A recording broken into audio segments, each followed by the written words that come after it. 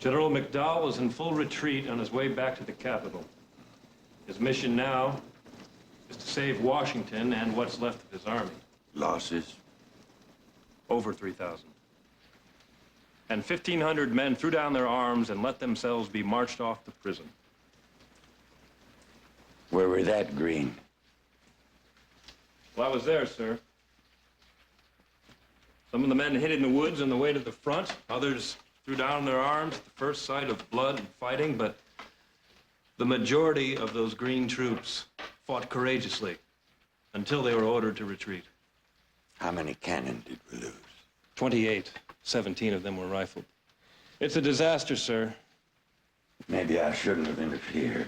Well, Mr. President. I reckon a captain of volunteers in the Black Hawk War is not a military man. When I gave my first order, my men shouted back, "Go to hell." I finally had to offer to whip each volunteer personally to get him to do what I wanted. But somehow, those rowdy frontier yahoos and I, poor excuse for a soldier to the man, got the job done. And so will this army. I know them, these citizen soldiers. They will not allow the Union to die, nor must we. Will the South be allowed to take by violence what they could not win in an election? The issue here is not just the fate of the United States, but of the whole family of man.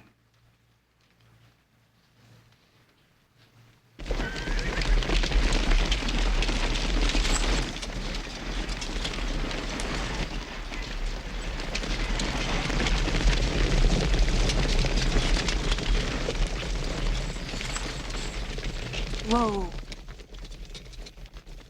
With these troops all headed this way, we'll have to stay on the back road.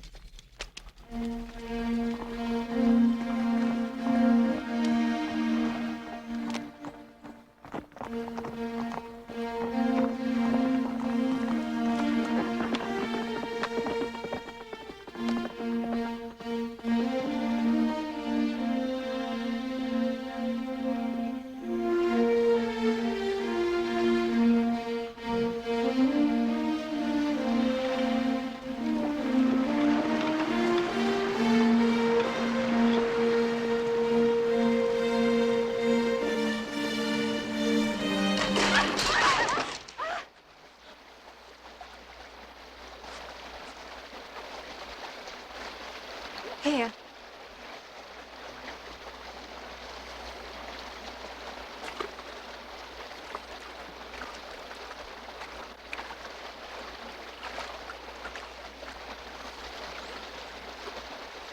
There's no way we can fix it. Nothing else to do but leave the wagon. And take the horse and whatever else we can carry.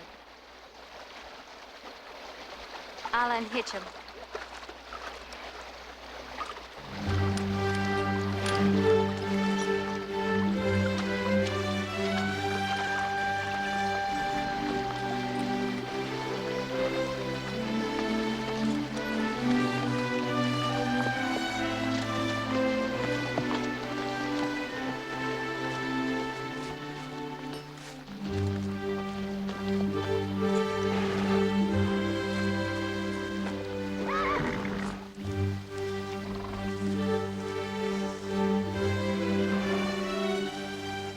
Go and get the rest of the bags. I'll never be able to take everything now. Just what we can't do without.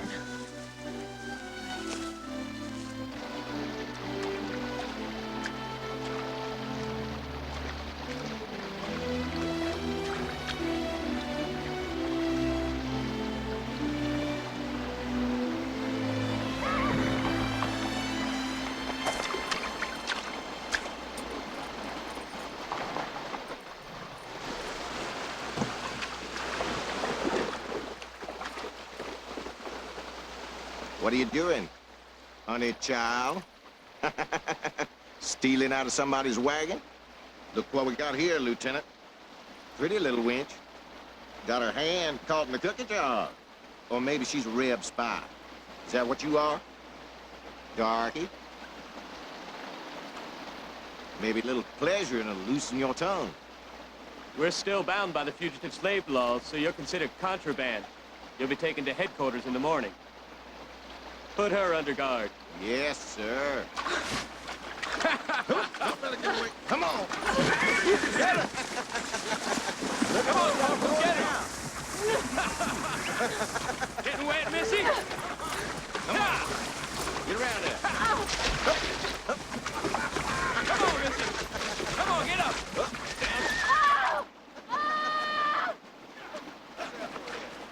Don't you be screaming!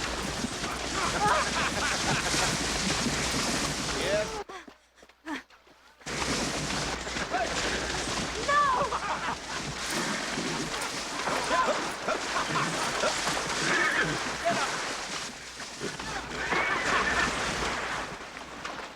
Pack her up! All right, men, back to camp. Move out!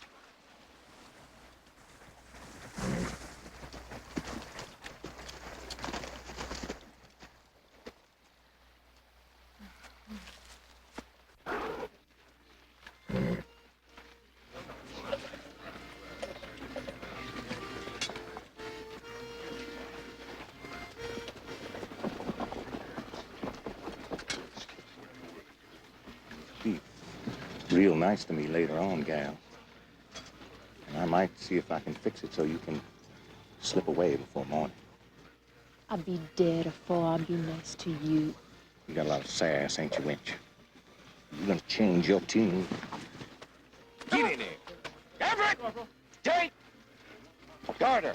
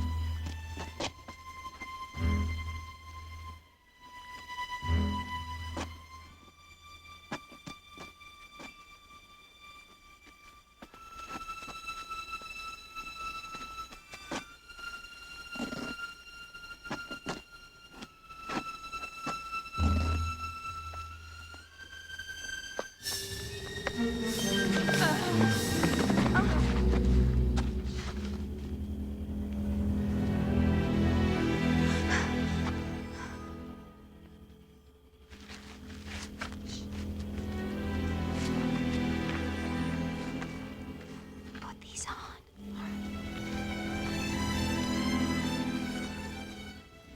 Corporal of the guard. Detail leaving.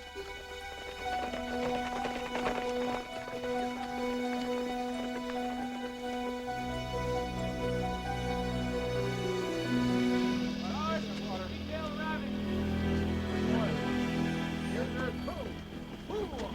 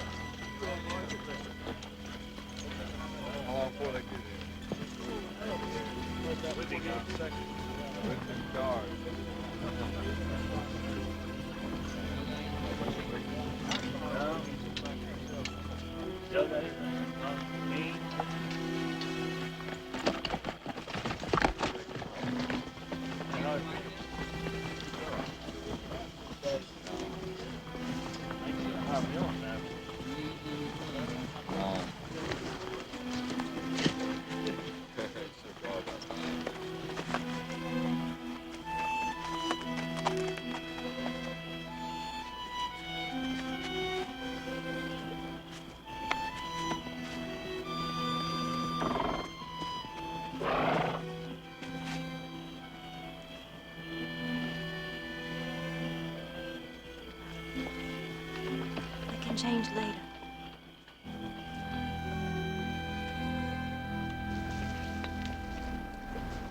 We done took so many roads, I ain't know one from the other. The sun's still on our left. We're heading south. Submarines, look.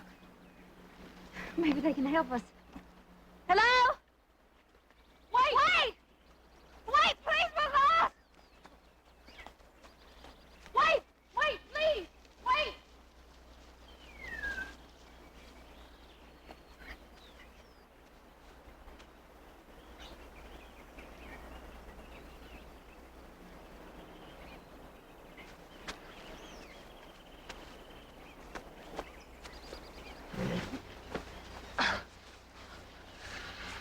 They say we're going the right way.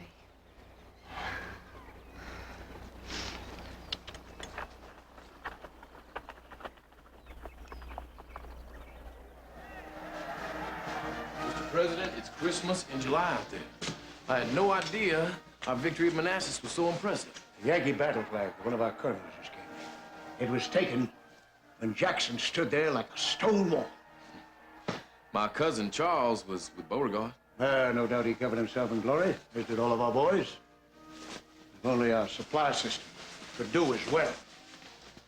That is our problem. Most of our railroads run north to south, making it difficult at best to supply our western troops. All of the gauges are different, so cars cannot be transferred from one line to another. So we might have to use wagon trains as a link. Unfortunately, each state claims sovereignty over any Confederate right to command rolling stock. Those states' rights we fight for could end up plaguing us. The frustration, General Maine, of trying to get the various governors to give me their state militias for our army. I understand that after Manassas, we could have taken Washington had those militia supported our Potomac forces. That's true. Jackson swore that if he'd had 10,000 fresh troops, he could have smashed the last defenders and captured the Yankee capital. Only we could have gathered our forces in time. But our army was in as much chaos from victory as the Yankees were in defeat. And the rain came, and our chance of ending the war in one bold stroke was lost. Yet this proves to the world that we are an independent nation. Mr. President, General Maine. General Maine, 2 days ago, your sister, Brett, stopped by on her way back to South Carolina. She left you this note. She seemed upset. Thank you.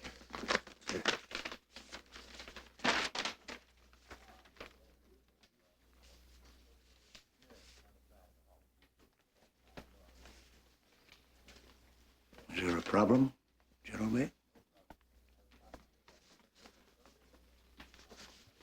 Sir, I must ask for leave. There's an emergency with my family. I'm sorry, sir. Have a safe journey.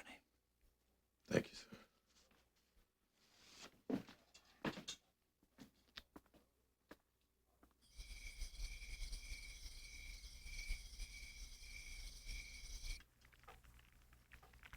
Little surprise for you, Madeline, my dear. But first, a toast. To one Union shattered at Manassas, and another restored at Resolute.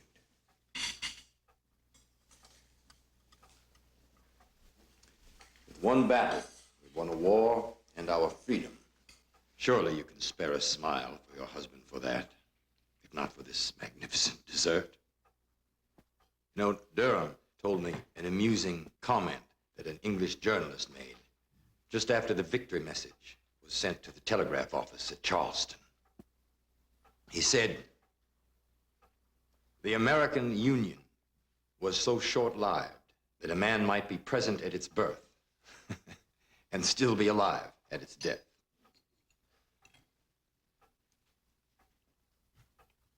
Excellent. Try it. I don't want any.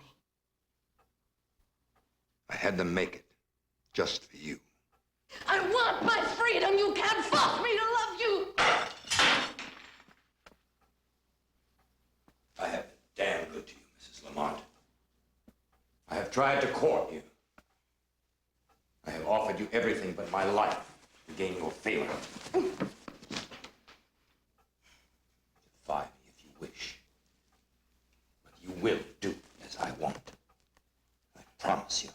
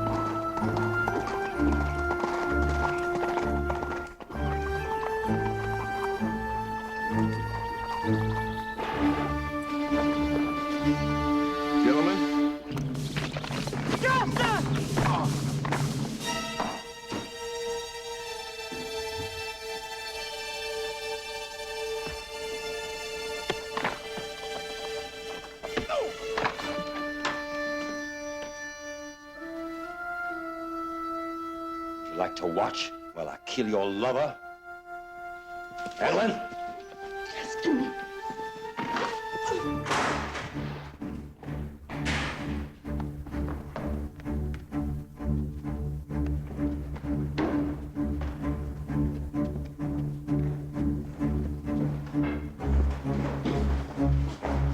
Madeline?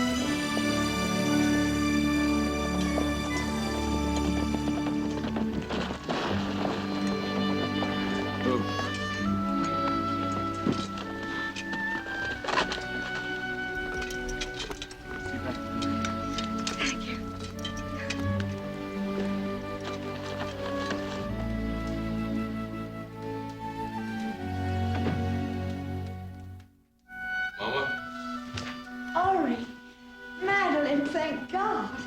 My president.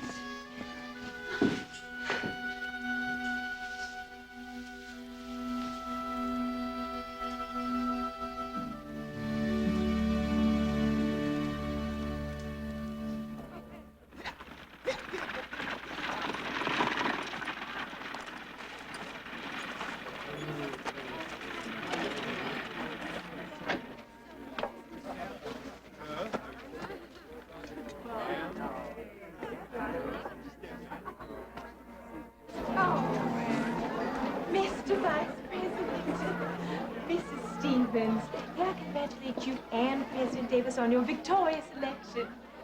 We are so very honored to have you here at my little party. It's our pleasure, Mrs. Huntoon. You know, it's times like these when men need to enjoy themselves whenever they can. Why, that's just what I was telling James. Although I think he was enjoying himself a little too much at President Davis's reception a few months ago. Some of his friends thought it was right funny to get him all liquored up and into a discussion with the president. Yes, we heard about it. Some men have no more sense than a June bug. I wish you and I were running the war. Why, it'd be over in no time at all. Don't you think that'd be a little difficult in your hoop skirts, ladies? No more so than in those hot uniforms our men have to wear. James, darling, why don't you come over here? Excuse me. Why don't you offer our guests of honor some of that wonderful champagne from France? It was the last we could get before the blockade. I am so honored that you could join us. We have not only the election to celebrate, but also the panic in the ranks of our enemies. Panic, sir? Why, those fools in Washington are so busy pointing accusing fingers at one another over their last defeat, they may tear each other apart and save us the bother. James, dear, let's not talk about the war. Oh, yes, yes. Let me have the honor of serving you some of that wonderful champagne myself before my colleagues from the Treasury drink it all up. This way.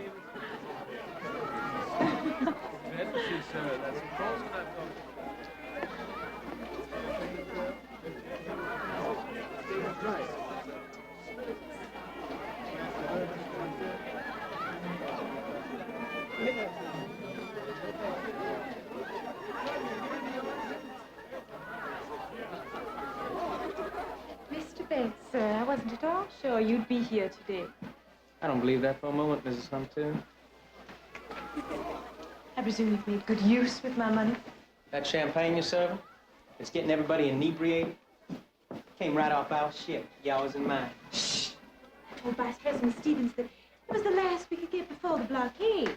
Man's as gullible as Jefferson Davis. Believe anything he hears.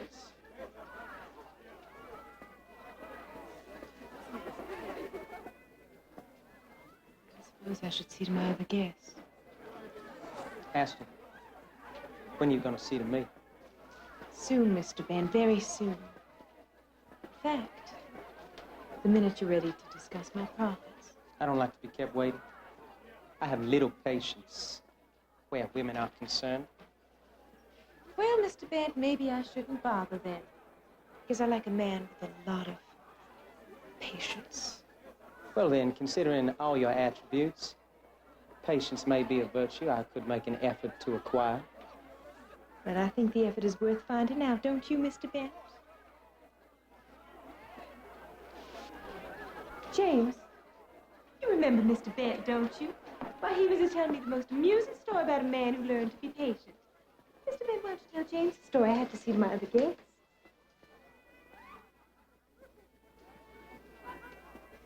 You have a lovely wife, sir. Thank you, sir.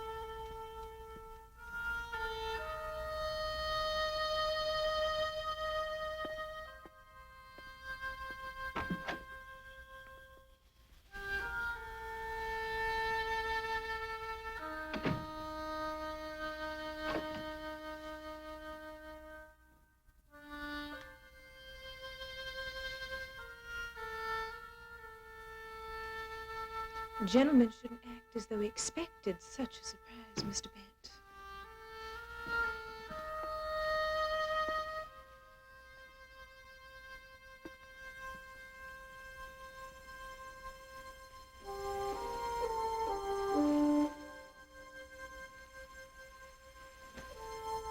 I didn't know that chess was your game. But doesn't it require more than one player? It's so funny. Your games. Your little intrigues. Yes. But I know you want me.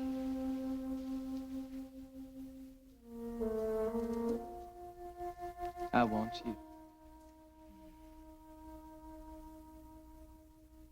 I want you more than any woman I've ever known.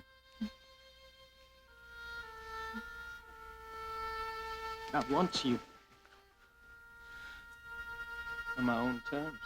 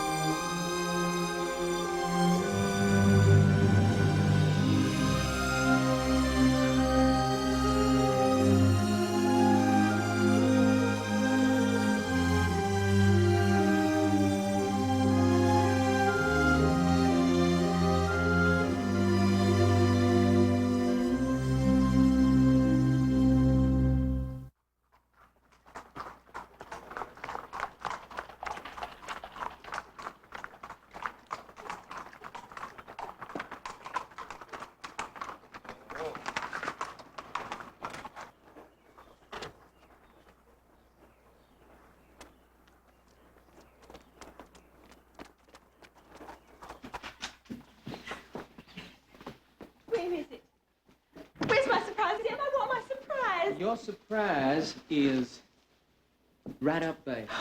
Now, you wait. You slow down. Now, you watch your step. Now, be careful. You're going to trip on your dress. Move out of my way, El. Now, if you don't show a little patience, I am not going to show you. Now, you stop right here. Now, I cannot trust you not to peek. Come here. Oh, El, you know I'm afraid of the dark. You used to be afraid of me, but I think you've gotten over that. What makes you think I've ever been afraid of any man? Now, you hush up. I won't show you a thing. Come on. This is silly. I don't like doing this. Just you watch your step. Give me your hand. This is silly. Right in here.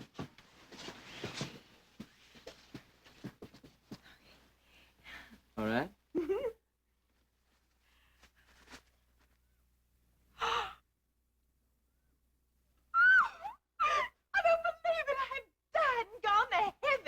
The couturiers of Paris have honed the skills for a lifetime, expressly for your pleasure. Oh, El, you make me feel just like I'm royalty, which means that I could have absolutely everything in the world that I want. Right? I don't think I've ever seen you so excited before. You know, I am so pleased to have found somebody whose dedication to the pursuit of luxury, pleasure, and power is as singular as my own. Makes us a perfect couple, don't you think? Oh, yes, El. That's perfect. So I have decided to make you my first lady. El, I'm no one's first lady. Are you just saying that you want to marry me?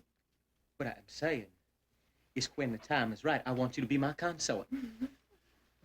What I am saying is when Jefferson Davis has shown his true cowardly colors, a man more fit will take over the Confederacy. Future voyages of our ships will provide for a small but disciplined army under my leadership. A weak fool like Jefferson Davis can't lead the South to victory. He has no taste for war. I have the taste. And I have the military ability. And I will do whatever is necessary to eliminate him and put us in his place. Why, El, that's treason. When my plans have come to fruition, your marriage to that buffoon will be taken care of. And when I've consolidated my power, we will rule. We will rule together.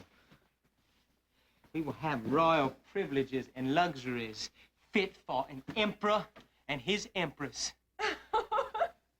El, you make it sound just like Napoleon and Josephine. Don't you laugh at me. Don't you ever laugh at me.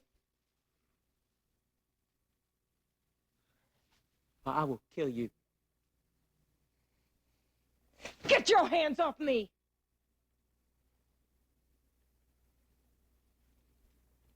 I do admire your spirit.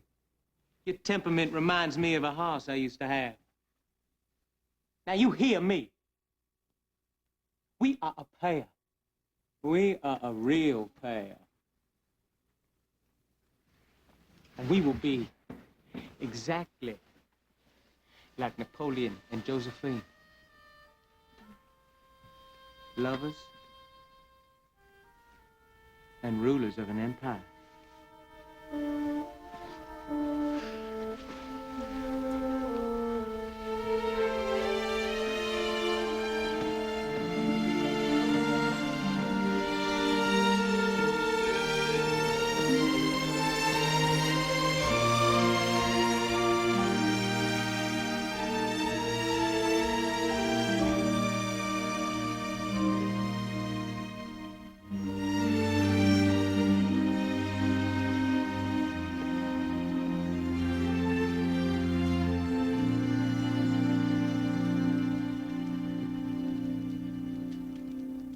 What's wrong?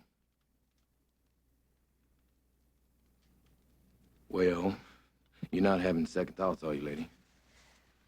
Oh, I'm just being foolish. About who I am and how it might affect you. Madeline, we have settled all that. But if we have children... Don't say if. We will have children. When the war ends, you're going to have to live here in this county where your happiness And your success will depend on what people think of you.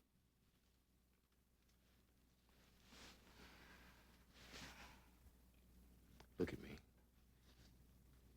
Will you look at me? My happiness depends on only one person. You. Now, we are gonna be man and wife. Oh, yeah. Miss Clarissa! Mr. Ari! Miss Clarissa! Mr. Ari! Miss Clarissa, it's Miss Brett and Semiramis. They come home.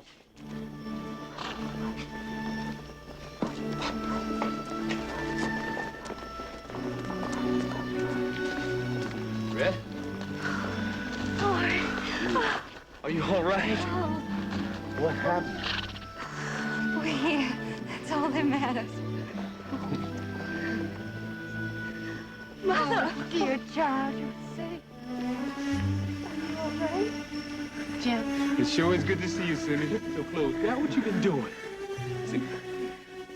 Semiramis, we were so worried. Stuart, that was a trip I ain't never gonna forget. Glad you're all right.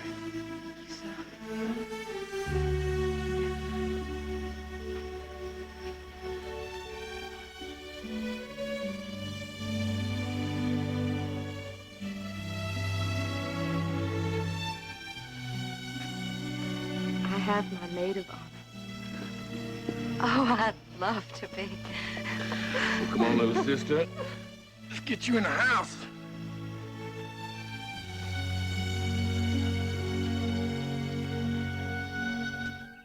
Do you take Madeline Eugenie to be your lawfully wedded wife, for better, for worse, for richer, for poorer, in sickness and in health, to have and to hold from this day forward?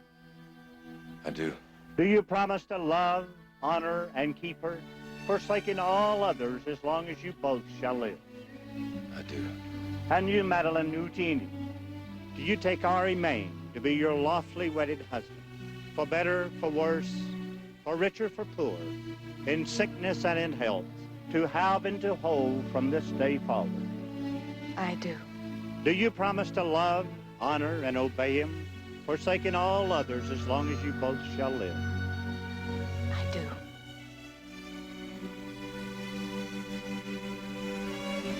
So in the sight of Almighty God, and by the authority vested in me, I now pronounce you husband and wife.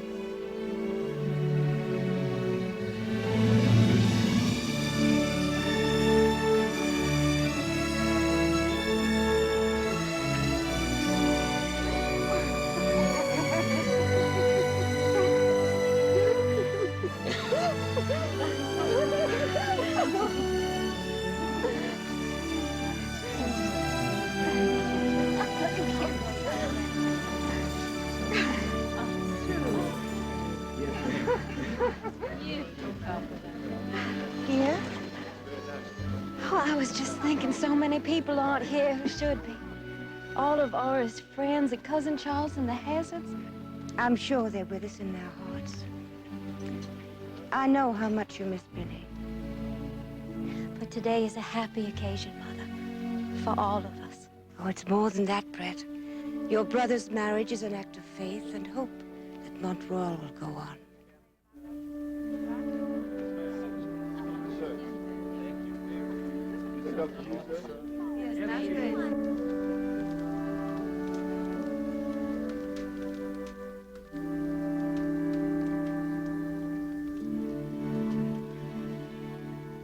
We've had so little time together. I don't want to let you go. The Confederacy is just going to have to manage without you.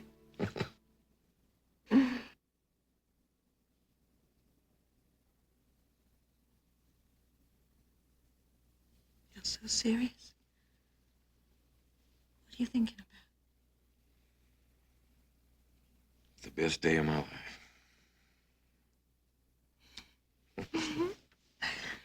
And when was that? The day I was born. Don't quit. Madeline, quit.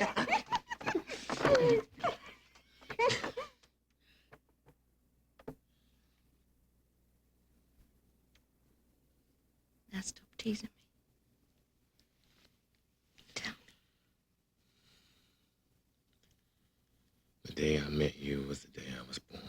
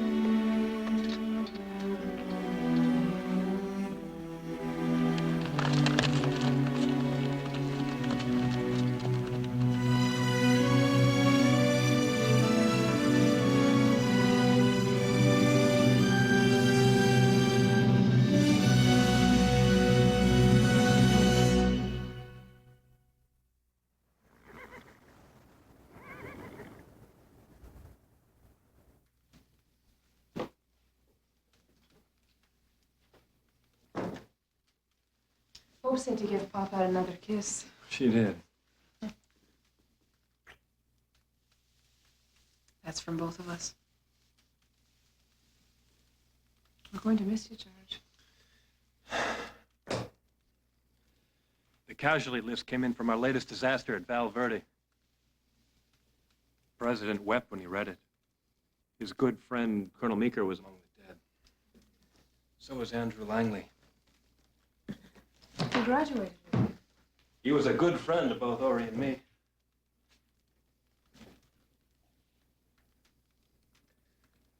One of our agents in the South reports that Ori's doing the same work for their president as I'm doing for Lincoln. I'll guarantee you he's every bit as anxious to get out of Richmond as I am of Washington. George, you're not going to ask for a field commander. Every day, I sit and hand out fat army contracts to greedy war profiteers while good men die. I understand how you feel. No, you don't. I am angry, and I am frustrated, and I can't hide it anymore. You're doing what the president wants you to do. Isn't that important enough? I should be with the real army, not this regiment of paper shufflers. I'm sorry. I'm really sorry. I do understand how you feel. Your loyalties are being torn apart by this war, but please, don't let that happen to us. I couldn't bear it.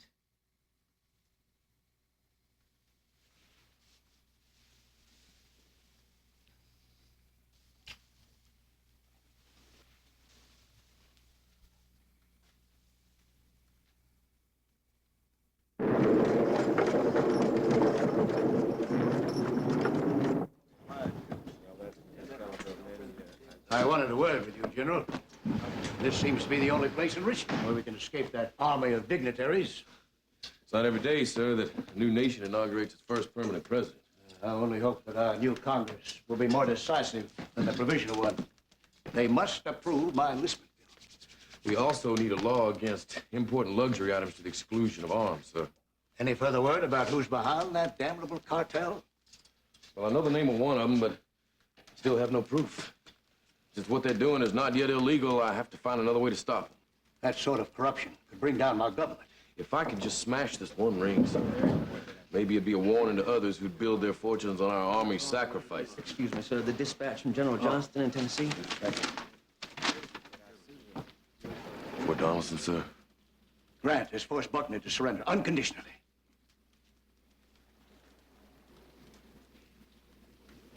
$2,000 dead and wounded. And more than 12,000 are now prisoners.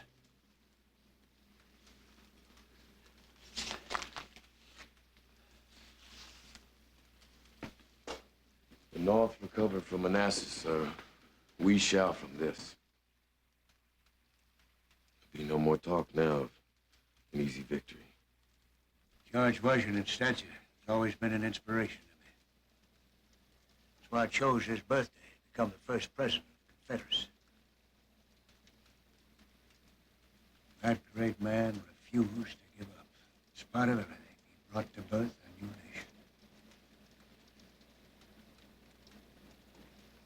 So will I.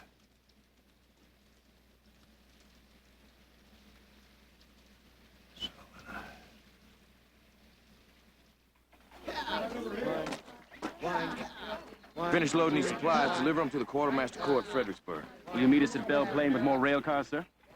No, apparently there doesn't seem to be any more available. I'm headed north on another matter. North, sir?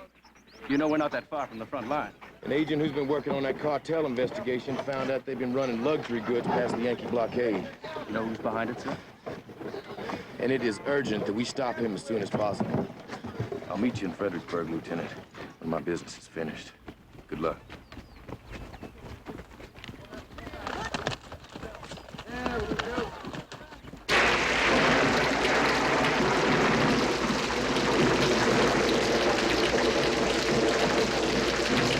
Sorry about bringing you here, sir.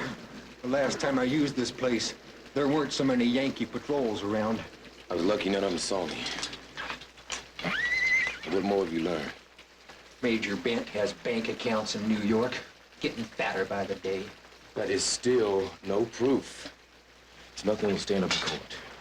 He's the cleverest swindler that ever drew breath, and he's paying off all the right people. Any word from France about his ships? They're running a steady trade, from all accounts. Where does he offload? He puts them in at small coves along the Virginia and South Carolina coasts. It avoids the Yankee blockade and any questions from us about what he's transporting. That may work to our advantage. If we could find one of those coves and wait for him to anchor his ships, we might be able to put him out of business without troubling a court about it. and we will keep these thoughts to ourselves, won't we, Captain? Of course, General.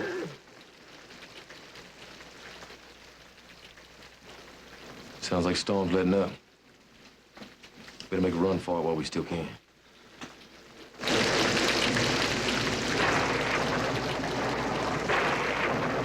Best not to ride out together. Just hope those Yankees have sense enough to stay by their fires tonight. Good luck. Yeah!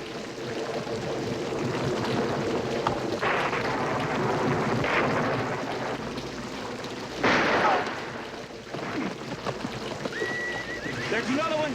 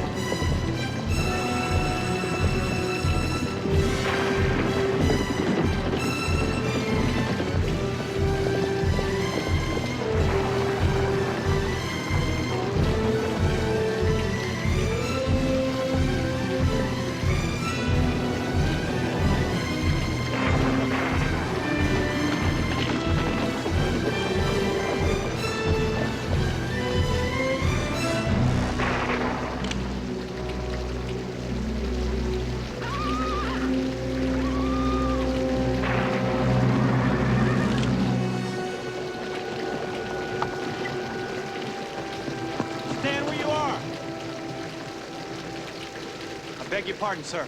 No harm done, Lieutenant. But it's a hell of a night to be out on patrol. Yes, sir. We were looking for a rebel. Might be a spy. We sworn his trail led this way. Wish I could help you, but I'm on my way back from a long inspection tour. I haven't seen anybody for hours. I think your rebel's probably long gone by now. Yes, sir. I was thinking that myself. Well, we'll get back to camp.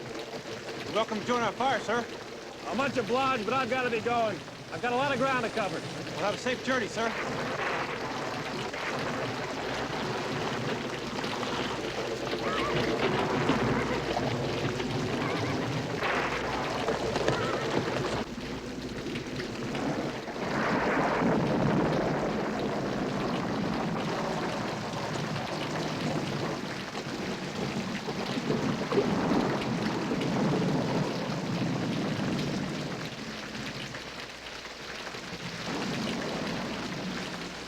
Saved my life, George, again. You damn fool. How the hell did you happen to get this far north?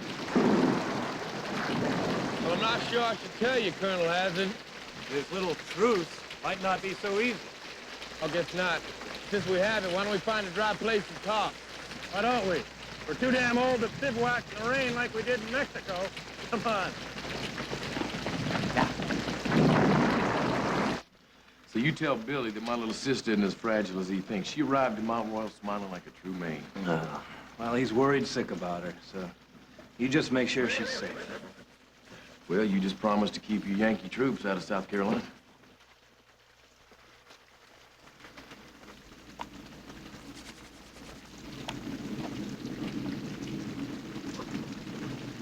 What's that on your finger?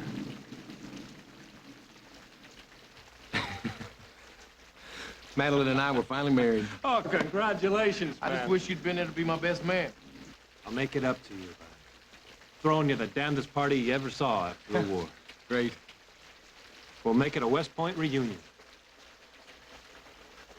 I'll even invite Marcus Hassler. Remember him?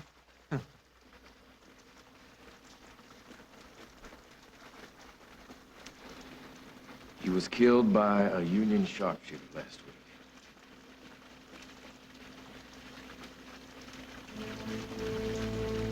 Or Lincoln bent over backwards to accommodate the South.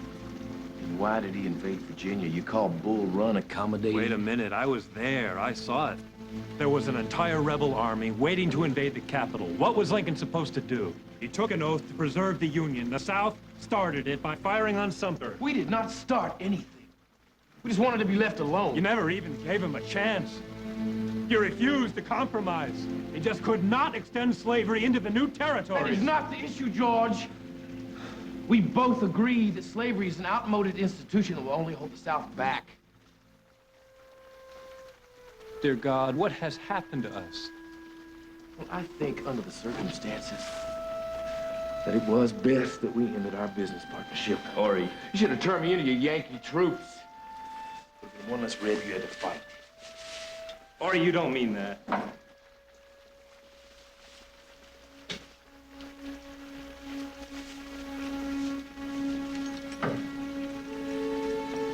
Take care of yourself, Ori.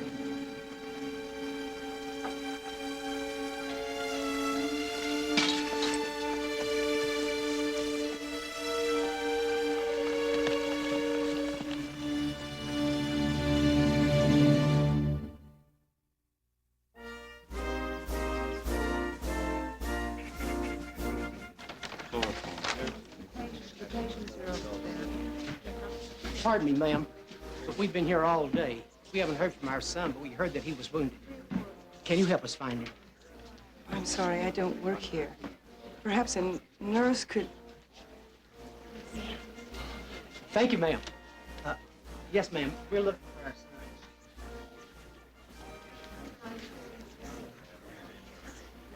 son. Miss Dix, excuse me, I'm Virginia Hazard, Grady. Oh, Mrs. Grady. Congressman Green speaks very highly. We've never had fighting like this before on this continent.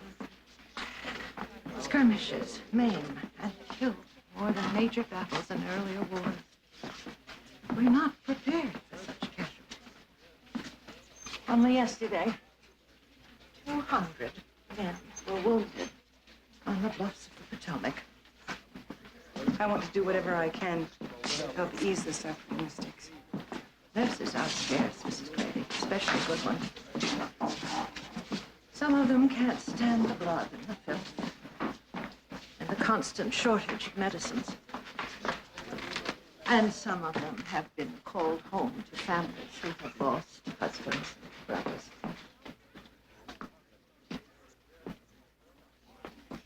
I assure you I can stand a great deal.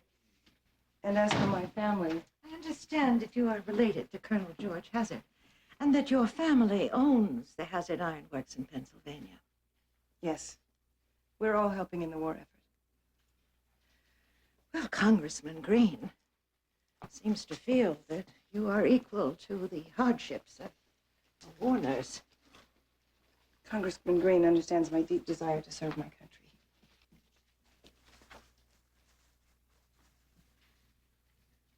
I read your book, Miss Dix, and several others. And I've always been very, very quick to learn. You will have to learn, Mrs. Grady, if I override Mrs. Riley's recommendation and admit you into the Nurses' Corps.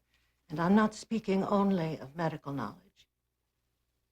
You must be prepared for insults from the men and hostility from the doctors, who will sometimes treat you no better than a common servant or a slave. I've endured being treated like a slave before. In my abolitionist work. I'm not referring to parades and speeches. I have seen horrors as bad or worse than any war. Atrocities inflicted by Southern slaveholders on their black victims. I've witnessed that. I've touched them with my own hands. Bodies burned, beaten with whips, wounds, scars, hideous disfigurement.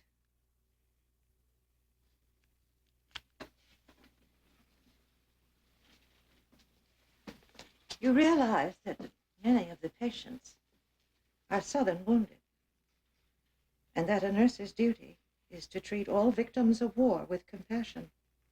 Of course. You must put aside all personal feelings and give equal treatment to all. I have always believed in equality for all men and women. Then let us talk about particulars, Mrs. Grady. Compensation, transportation, and living allowance.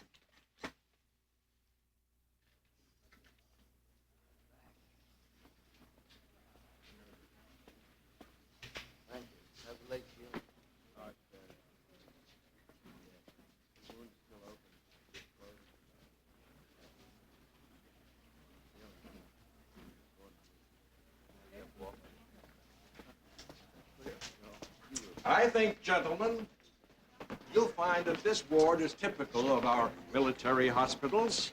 Our staff of doctors is extremely capable. It would appear that your nursing staff is capable as well, Mr. Fielding. These men seem to be getting the finest possible care. Yes. Congressman Green, may I present Mrs. Grady, one of our nurses? Thank you, Mr. Fielding. I already have the pleasure of knowing Mrs. Grady. In fact, it was my privilege to recommend her to the nursing corps. We're honored to have you here, sir. Not many men of your stature have seen fit to personally inspect our hospitals. That is inexcusable. This work is second only to serving in the field. It is our duty to restore soldiers like this fine young lad to the battlegrounds. Congressman, there's so much you could do to help us here. The government moves very slowly in answering our requests. That will be enough, Mrs. Grady. Congressman, we'd better be going along. Mr. Fielding, I think that the point of view of your staff is extremely important. After all, they have the day-to-day task of caring for the wounded. I, for one, am very interested in what Mrs. Grady has to say about the current situation.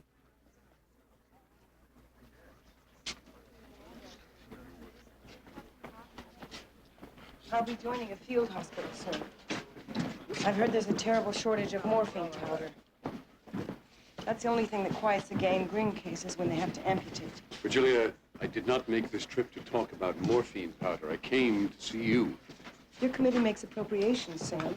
You could see to it that we got more money for the medications we need. All right, Virgilia, I'll do what you want.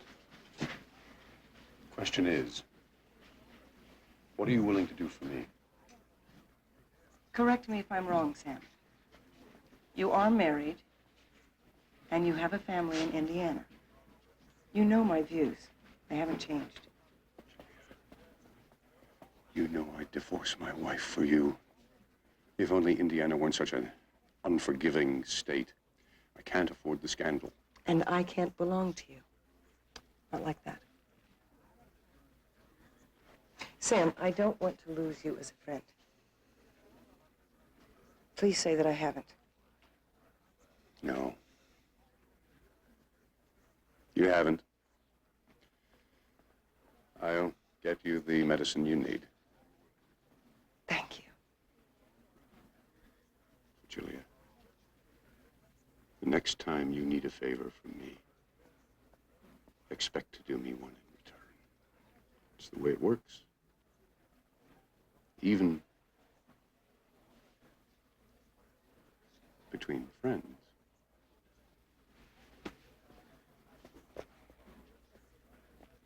I go where to work with sugar and cane and roll on the cotton bales, singing home for Louisiana. I'm bound to leave this town. I take my guts and roll them back when the candy bird comes down. My lady love is pretty and I think I'll leave her on the way. I take her back to sunny old South and now I'll make her stay. Don't you bet my honey dear, don't you bet me brown. I'll take you back home to little mother me. They may have given us a bloody nose in the West, but with Jackson tearing up Shenandoah, he can make a dash for Washington at any time. That must be why Lincoln took that whole corps away from McClellan, below Richmond. Moved it up here to protect the capital.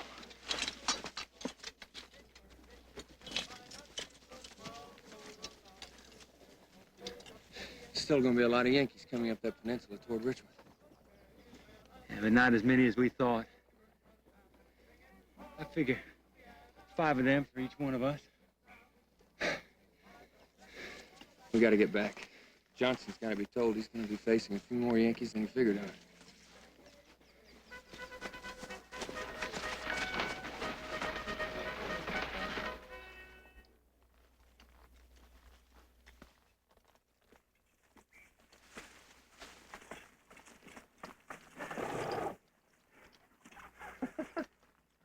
It's so funny. I seem to remember Lieutenant Ambrose Powell who thought he was the best turned out officer in the whole Confederate Army. He was until he let his captain talk him into being a scout. You wanted to be a hero. I thought I'd look better.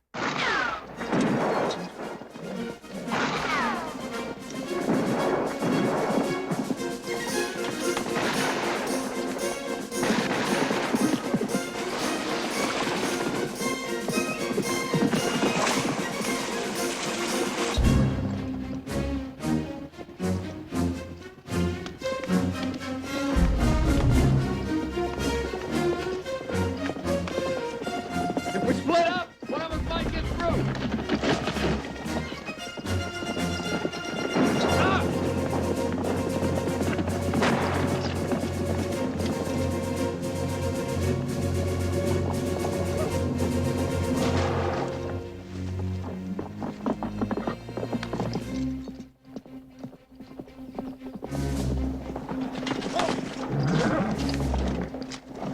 Miles left, right. Yeah, get out. Ha. Try again. A soldier of the Legion lay dying in Algiers. It's a city in Africa. Go ahead. There was lack of women's nursing. There was dearth of woman's tears. That's good. You're reading better than I did after 2 years of schooling. Much better.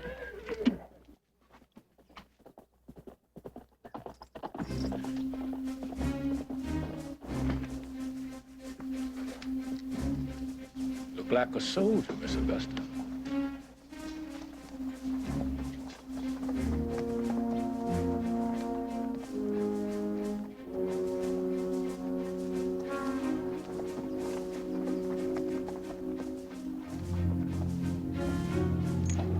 Captain Maine! Oh, careful, careful. Oh.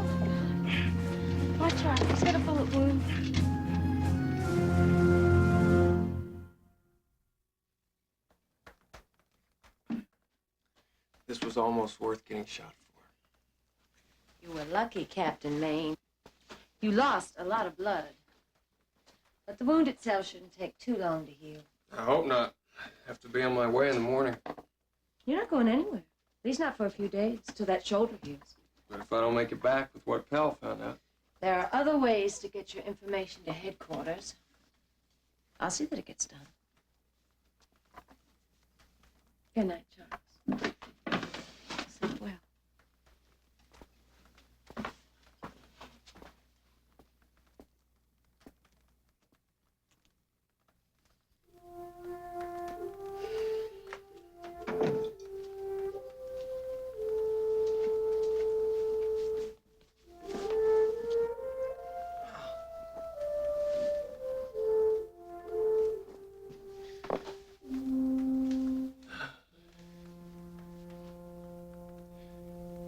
The farm is beautiful.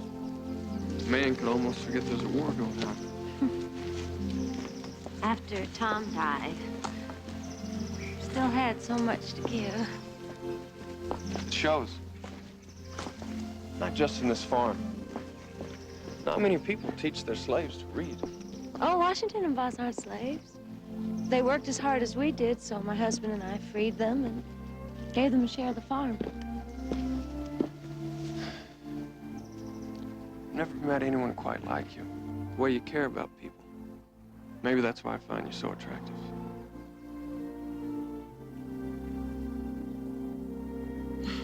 Miss Augusta! Miss Augusta! Excuse me, Captain. Miss Augusta, your mare's starting to fold right now. Oh, she's my pride and joy. I hid her from the troops. You'll have to excuse me. Go ahead. But if it's a boy, you better name him after me.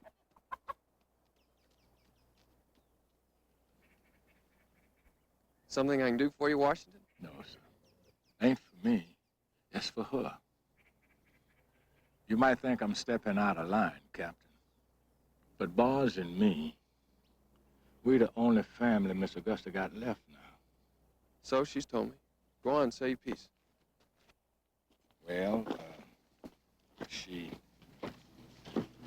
Miss Augusta took it real hard when the baby was stillborn.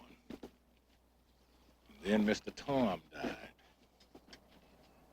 And you being a soldier and all, and the war still goes on and on.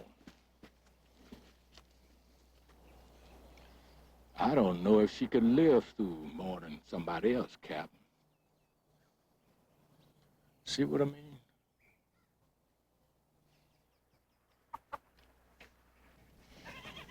A little wobbly in the legs, but a year from now he'll be chasing the wind.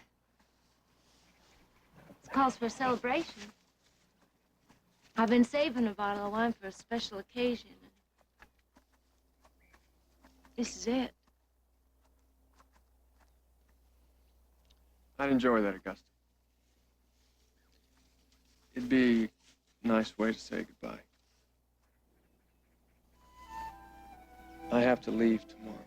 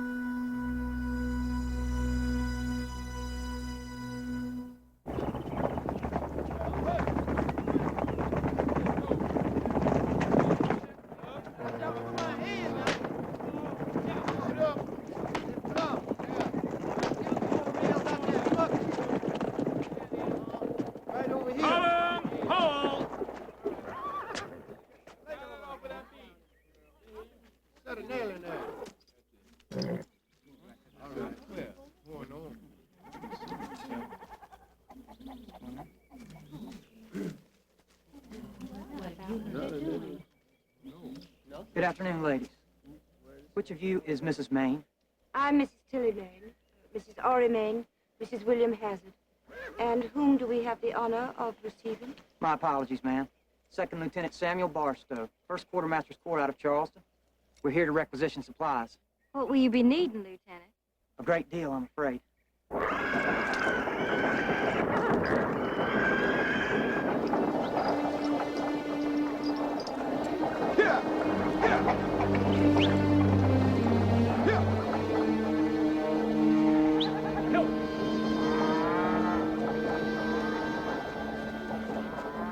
Three-quarters of what was left, and most of the animals. We had no choice, Fred.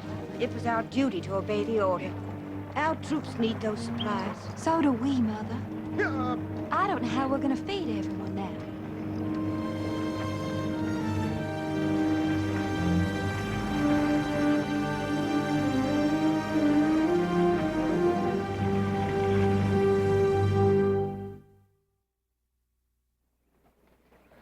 It was 5 miles. It's 5 miles. Don't mean to interrupt, but have you heard from Miss Brett yet? I'll just keep trying to get letters through the lines. You sure love her, don't you? I sure hope I find somebody when I grow up. You will. I want to get this done before we move out. Run along.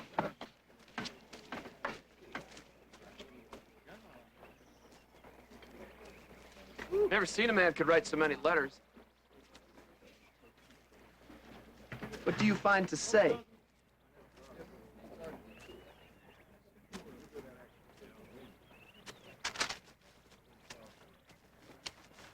All I think about is having you back in my arms. Oh. You'll probably never get my letters, and I know you can't write to me from South Carolina? Your wife is from South Carolina? That's right. But just give me the letter.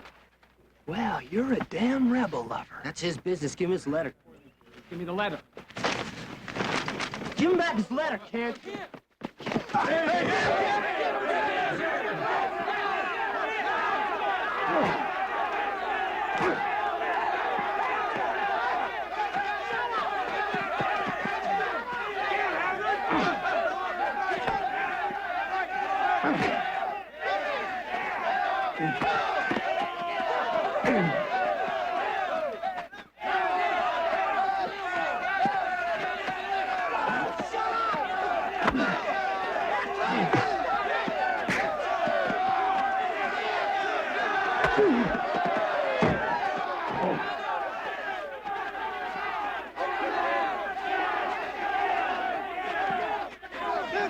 Hazard!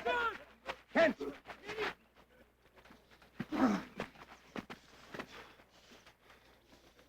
You have 5 minutes to appear in my tent.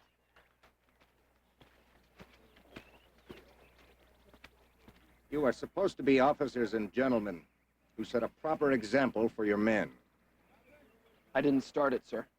Did I give either one of you permission to talk? No, sir. No, sir. We have pushed the rebels up the peninsula.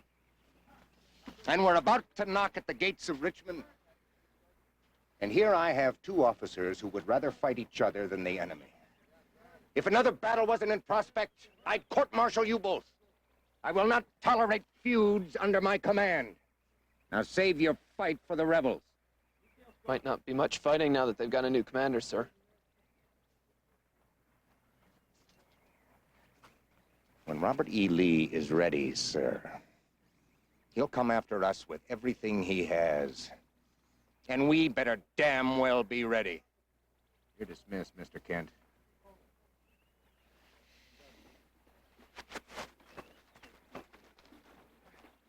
I had high hopes for you, Lieutenant Hazard. In spite of our first meeting, you've proved yourself a responsible officer. Now, what was this misunderstanding all about? Sir, Lieutenant Kent seems to resent it that my wife is from the South. And I haven't heard from her in months. We're all under a lot of pressure, Billy, from the generals on down. We can't let it affect our judgment. The sooner we win this war, the faster we'll all get back home. Yes, sir. You're dismissed, Lieutenant.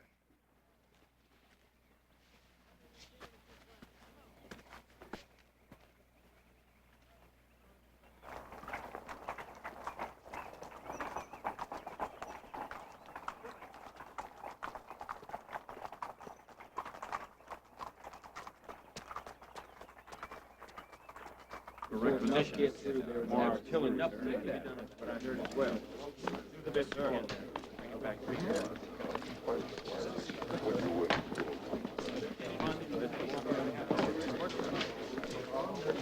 Morning, Billy. Colonel Hazard. I got a message that the president wanted to see me. Yes, he could use an ally just now. A pack of wolves, the damn newspapers and preachers, blaming him for McClellan. Where is he? In the cabinet room. Stanton, Stewart, the others. What's happened? You haven't heard? No. McClellan is sitting at Harrison's Landing and refuses to move.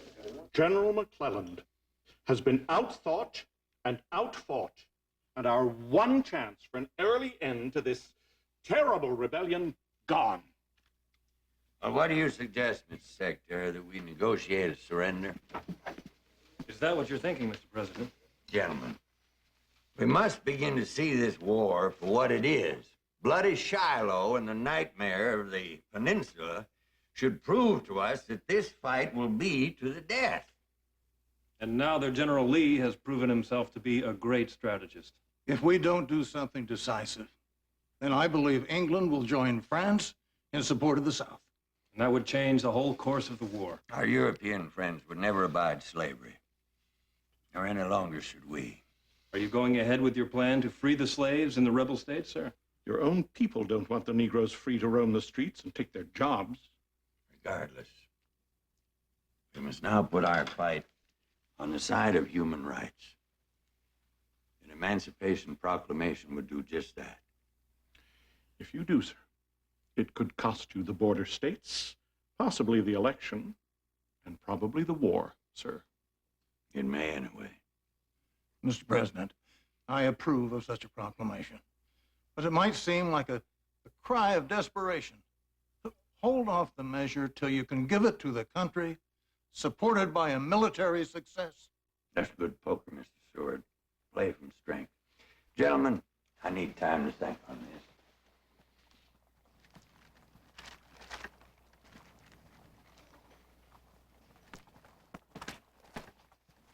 George, Seward is right. And so is Stanton about McClellan. He's mismanaged the best equipped force in Western history. Give me more background on our top generals, including those Western fellas. Thomas, Grant, Sherman. Yes, sir. I need me a Lee, a Jackson, a commander who can get me a victory. Then I can free the slaves. One, two, one.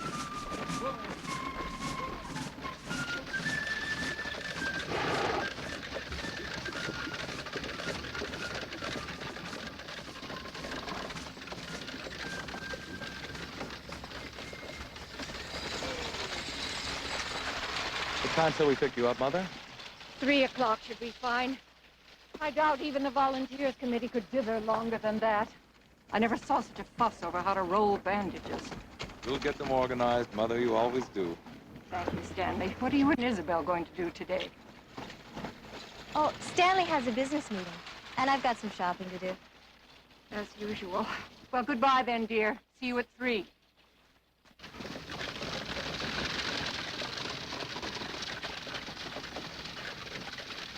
It still worries me, Isabel.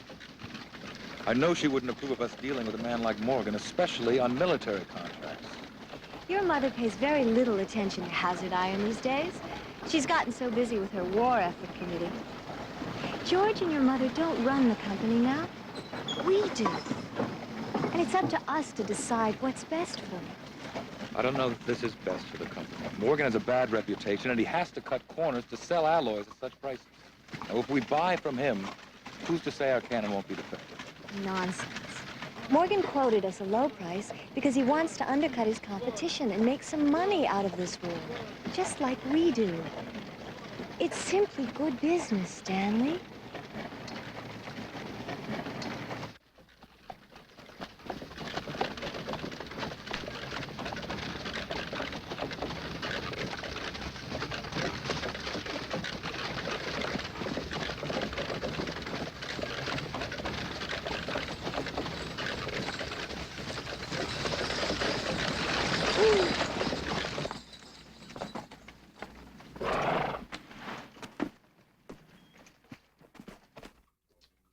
Morgan?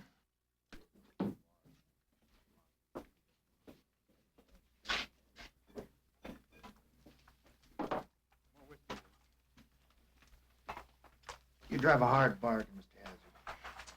Well, those are our terms, Mr. Morgan. You take them or leave them.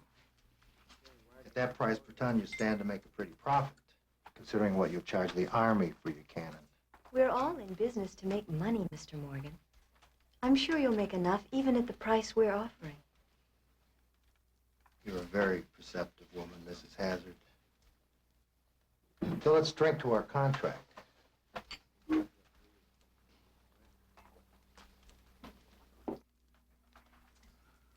What if someone should find out about this? We'll take certain precautions. I've designed a trademark for a fictitious company. We're stamping on all cannon.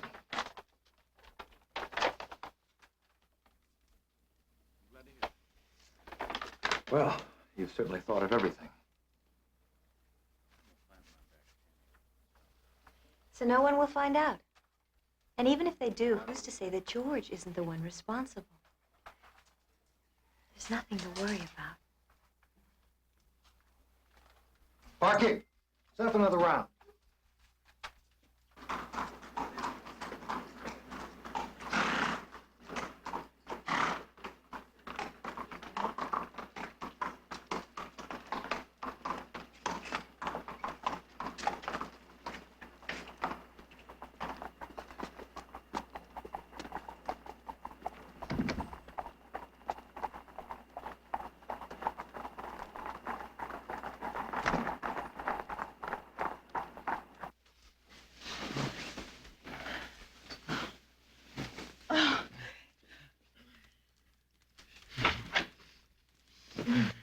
Hello, Elkanah.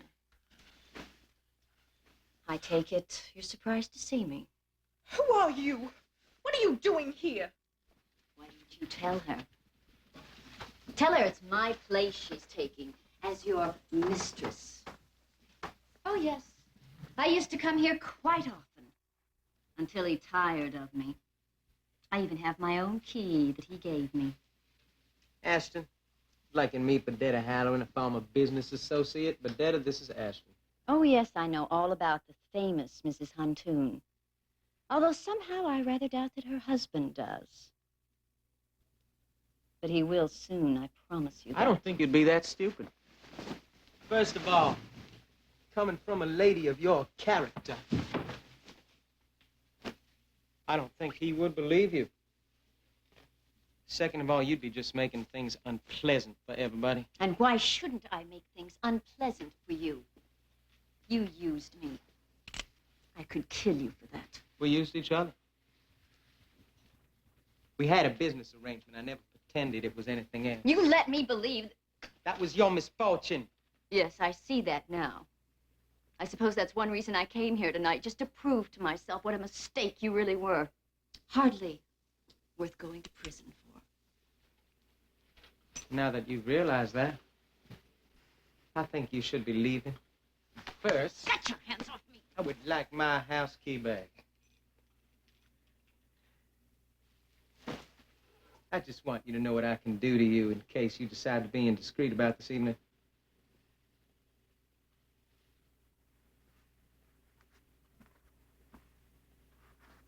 My best wishes, Mrs. Huntoon.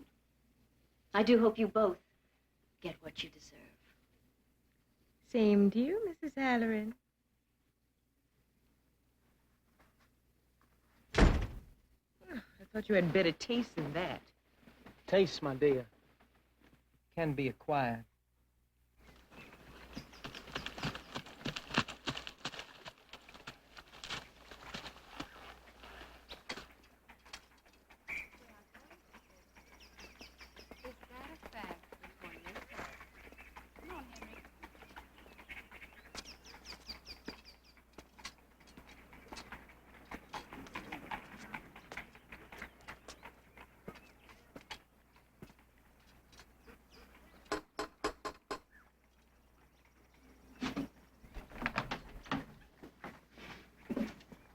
Thank you for coming, General Maine. I'm Burdetta Howler, and I've been expecting you. Ma'am? I'm sorry to bring you out on such short notice, but I'm leaving in the morning. You said you had some important information that can help our war effort. Yes. I believe you know Elkanah Bent. All too well. He and I used to be very special friends, but I've been replaced by someone I believe you also know. Mrs. Huntoon. Ashton, my sister. I'd be concerned, too, if she were my sister. And since I used to be partners with Mr. Bent, I know rather intimately just how ruthless he can be. But I think there's a way to stop Mr. Bent from doing any further harm to the Confederacy. Are you interested? I most certainly am.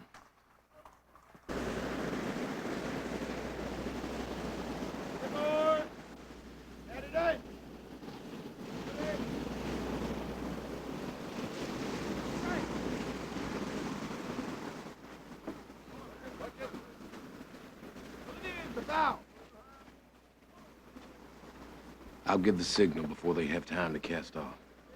I wish we could give them what they really deserve, the traitors. All we can do is impound the cargo and arrest who's ever in charge. But at least Bent loses his goods, which will probably put him out of business for a while. Too bad he isn't here. He'd never risk it, but we'll get him.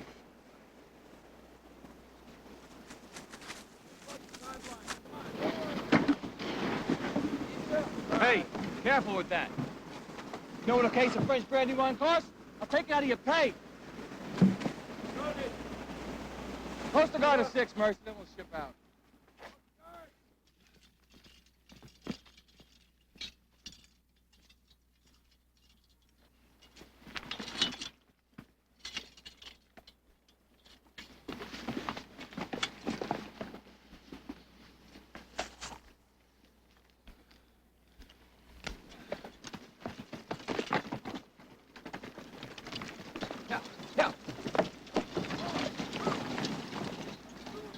I arrest you in the name of the Confederate States of America.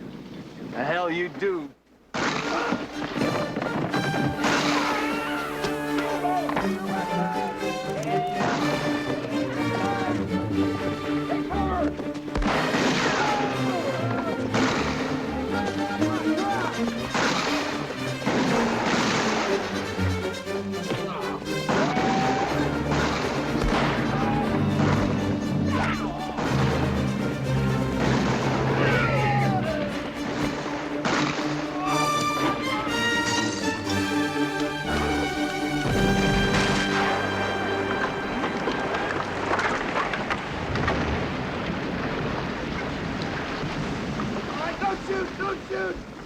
There goes a fortune for Bent up in smoke.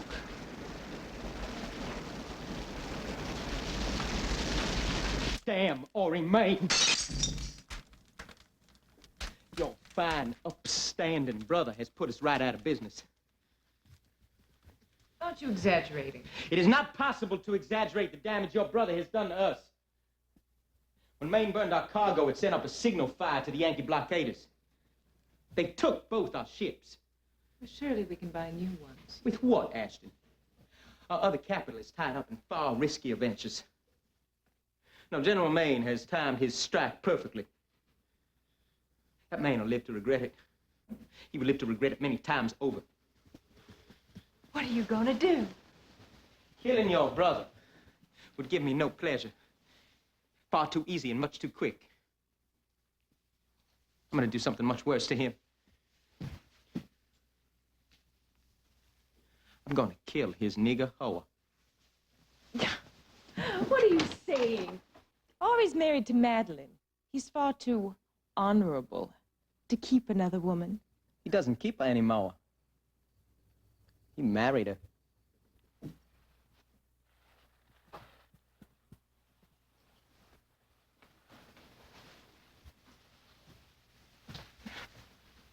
Meet Madeline's mother.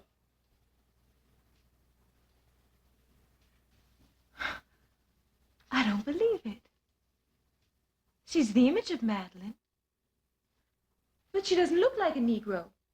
Thanks to her slave ancestors, she most definitely was. She was also a very expensive prostitute. That portrait used to hang in the finest house in New Orleans. Madeline's mother? That's just too perfect. Madeline's the most precious thing on earth to Ori. And when she is disposed of, it ought to kill him. Slowly. He'd find out, Elkanah. If you hurt Madeline, he'll kill you. Well, he is welcome to try. He'd never rest as long as you were alive. But there's something we could do. Something that would make his life a living hell. He never connected with you or me. What are you talking about? We have the perfect weapon right here. Proof that the daughter of a black whore married into our family by lying to us. Why, the scandal would just ruin us all. Ori would be thrown out of the government. The family disgraced. Madeline's such a good woman, but I'm sure she'd see that right away and feel bound to leave him. And I can make sure Ori never knows why. Well, that is a pretty scheme, Ashton, except for one small detail. I want Ori Main to know who ruined him and why. That's the best part. There's no reason why Ori can't be told. Eventually.